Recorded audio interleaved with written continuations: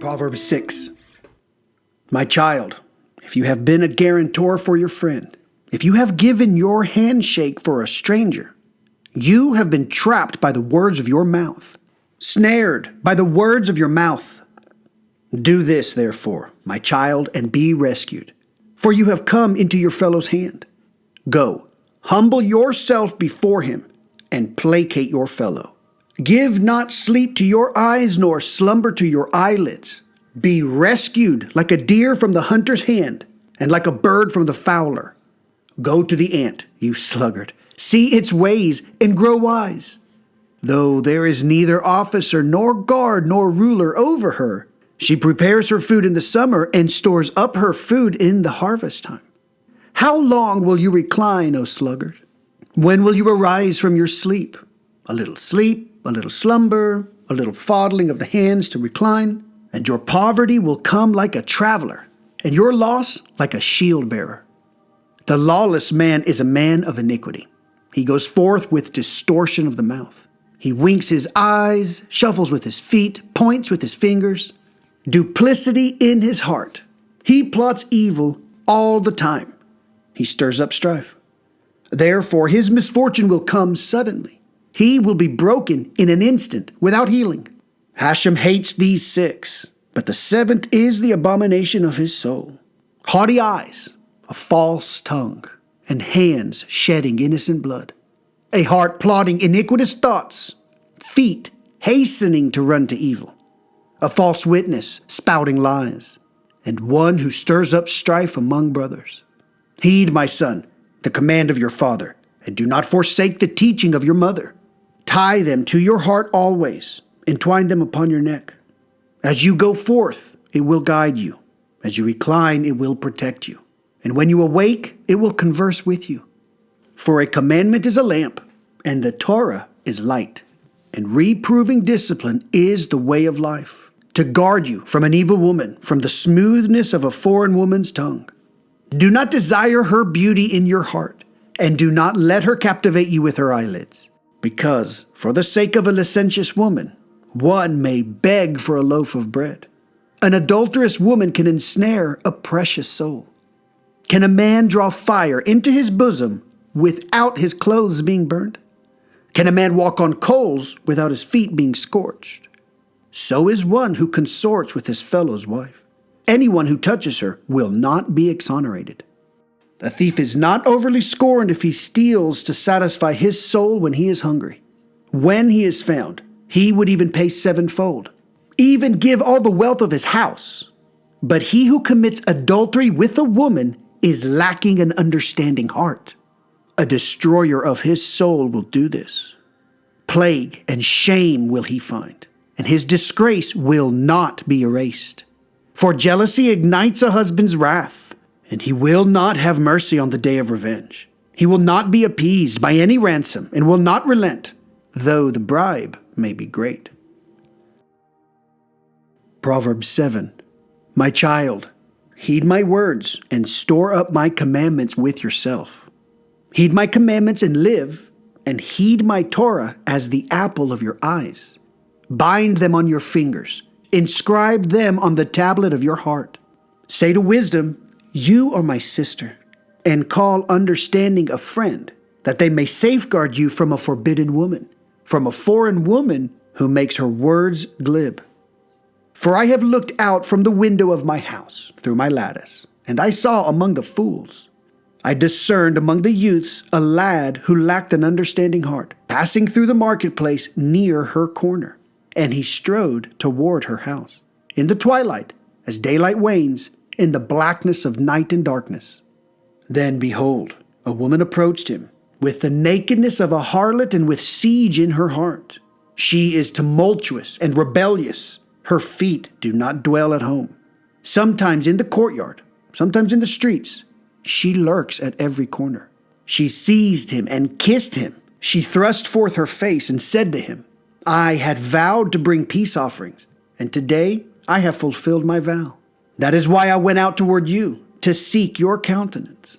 And I have found you. I have decked my bed with spreads of superior braided Egyptian linen. I have perfumed my bed with myrrh, aloes, and cinnamon. Come, let us sate ourselves with love until the morning. Let us rejoice with acts of love. For my husband is not at home. He has gone on a distant journey. He has taken the money pouch with him. He will come home at the appointed time. She sways him with her abundant talk. She thrusts him astray with the glibness of her lips. He follows her unsuspectingly, like an ox to the slaughter, rushing like a venomous snake to discipline the foolish one, until an arrow splits his liver. He is like a bird hurrying to a trap, unaware that its life will be lost. So now, children, listen to me and heed the words of my mouth. Do not incline your heart to her ways. Do not stray in her pathways, for she has felled many victims. The number of her slain is huge. Her house is the way to the grave, descending to the chambers of death. Proverbs 8. Surely wisdom will call out, and understanding will raise her voice. Atop the heights along the way, at the place where pathways diverge, she stands. Near the gateways of the city, at the approach to its entrances, she cries out, To you, O men, do I call, and my voice is to the sons of man. Simpletons, understand shrewdness. Fools, understand in your heart. Listen, for I will speak noble thoughts. The opinion of my lips will be fair words. For my palate will utter truth. Wickedness is an abomination to my lips. All the words of my mouth are said with righteousness. They contain no twisting or perversion. They are all correct to one who understands, and upright to those who find knowledge. Accept my discipline and not silver. For knowledge is choicer than fine gold. For wisdom is better than pearls, and all desires cannot compare to it. I am wisdom. I dwell in shrewdness. I provide knowledge of designs. Fear of Hashem is hatred of evil. I hate pride and haughtiness, the way of evil, and a duplicitous mouth. With me there is counsel and wisdom. I am understanding. With me is strength. Through me kings will reign, and rulers will decree righteousness. Through me officials will rule, and nobles, all who judge righteously. I love those who love me, and those who search for me shall find me. Wealth and honor are with me, great fortune and righteousness. My fruits are better than fine gold, even choice gold, and my produce is choicer than silver. I will walk in the path of righteousness, amid the pathways of justice. I have what to bequeath to those who love me, and I shall fill their storehouses. Hashem made me at the beginning of his way, before his deeds of yore. I have reigned since the distant past, from the beginning, from before there was the earth. When there were no depths, I was formed. When there were no springs rich with water, before mountains were settled, before hills, I was formed.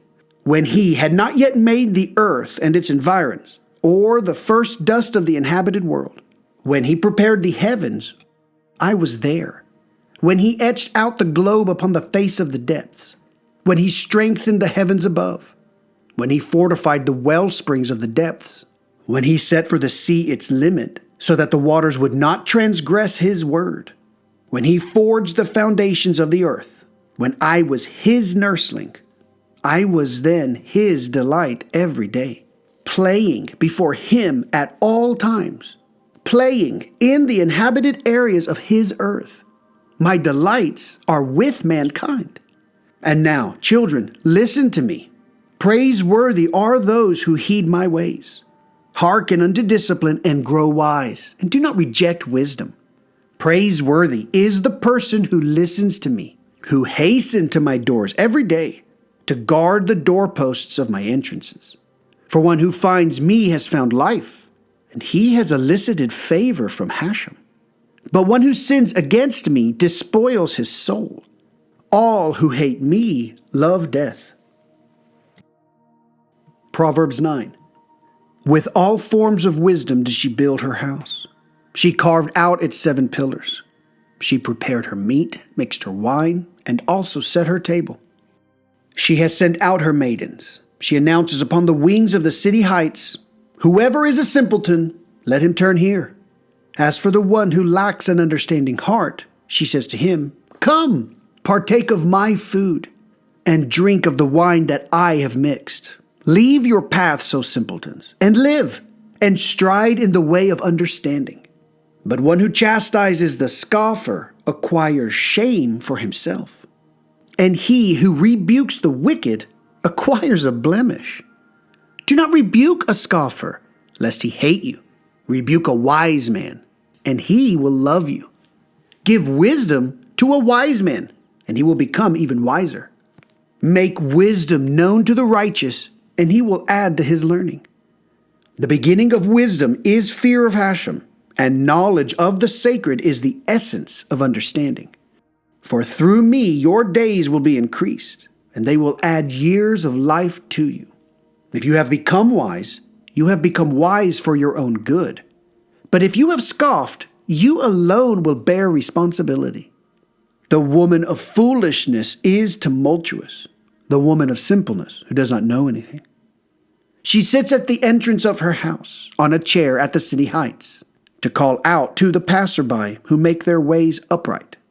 Whoever is a simpleton, let him turn here. As for the one who lacks an understanding heart, she says to him, stolen waters are sweet, and bread eaten in secret is pleasing.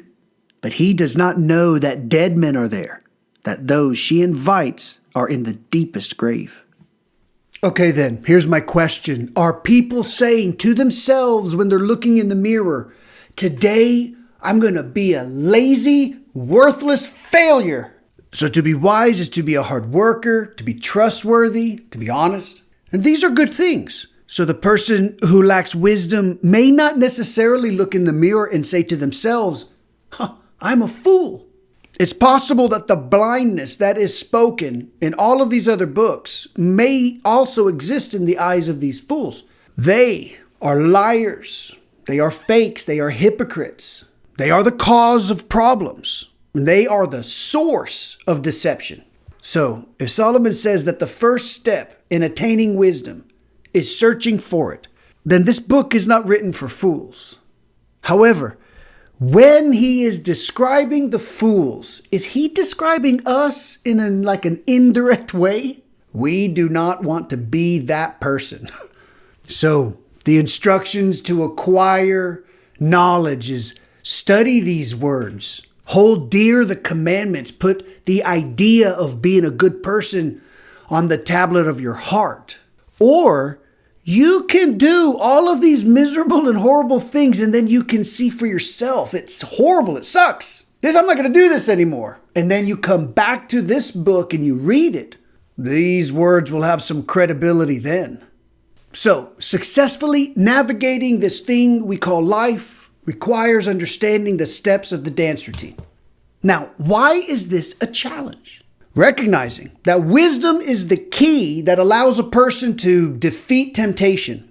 If Adam took the apple, then we have to say that he was unwise, and if he's the father of all of us. That's it for now. Thank you for watching. The NQE is out.